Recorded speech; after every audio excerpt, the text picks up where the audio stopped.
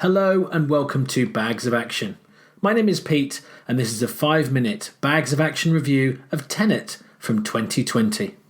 Armed with only one word, Tenet, and fighting for the survival of the entire world, a protagonist journeys through a twilight world of international espionage on a mission that will unfold into something beyond real time. This was directed by Christopher Nolan. He's done things like Interstellar, Inception, the Dark Knight Batman trilogy, of course, Memento, the Prestige, Dunkirk, and he also wrote or co-wrote all of those as well. And he's one of the, best directors of his generation. So I was really looking forward to seeing this on the big screen, as I had with most of his work before, but the pandemic, of course, delayed the release, so I ended up watching this at home instead, which is a slightly different set of circumstances. Now, as usual on a Nolan film, he's assembled an exceptional cast for his latest movie. The likes of John David Washington from The Old Man and the Gun and also Black Klansman, Robert Pattinson from the Twilight movies, Harry Potter and soon to be seen in The Batman, Elizabeth Debicki from Widows, Guardians of the Galaxy Volume 2, and she also played Princess Diana in TV show The Crown. Martin Donovan, who's been in loads of things, including recently things like Ant-Man and Sabotage. Clemence Posey, also from Harry Potter films and in Bruges. Himesh Patel from Yesterday and The Aeronauts. Kenneth Branagh, reuniting with Nolan after Dunkirk, and also been seen in films, got loads of films, but I guess one's action film would be Jack Ryan's Shadow Recruit. Aaron Taylor-Johnson, who I didn't recognise in this film actually, until I was prepping for this. I didn't actually realise it was him. He was also been in Kick-Ass, Avengers Age of Ultron, of course, and Godzilla.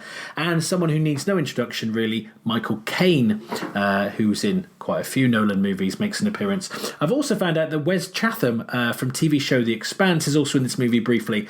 I didn't actually see him, so I'm going to have to watch out for him when I rewatch this film. And I'll definitely be rewatching it, but more on that to follow.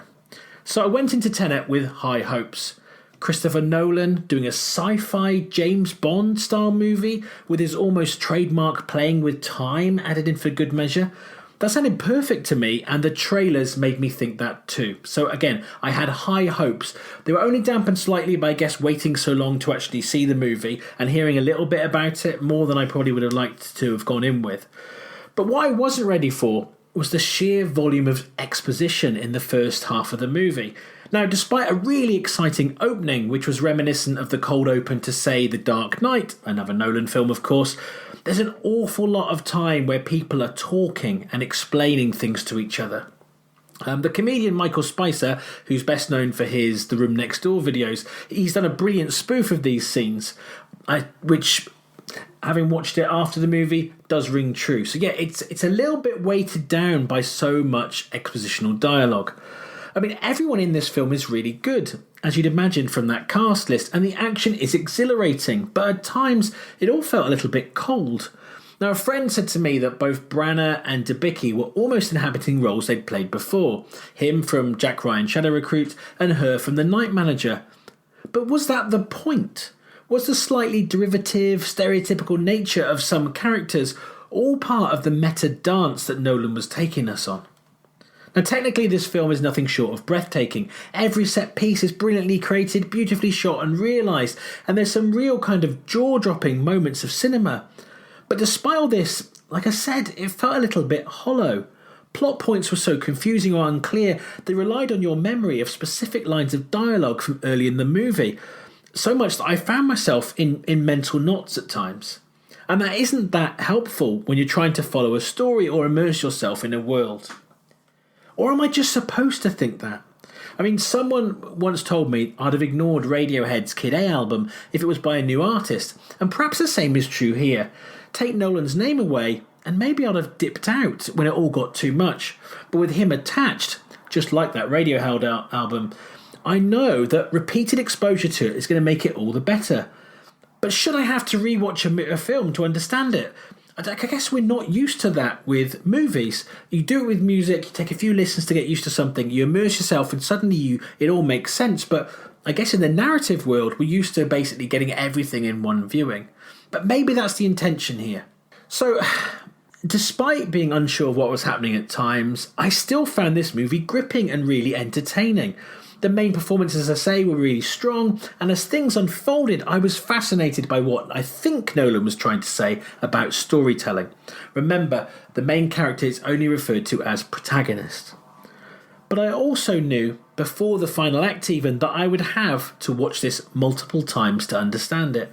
And with a lesser director, I think I'd be quite angry about that, but being made to think has got to be a good thing. I think there's so much stuff that we just let wash over us, so I really am in two minds about this movie. I like to think I'm quite intelligent, but this had me scratching my head like Primer did almost, which is not what I was expecting. So, get to the crux of it. Was Tenet really clever, or was it too clever for its own good?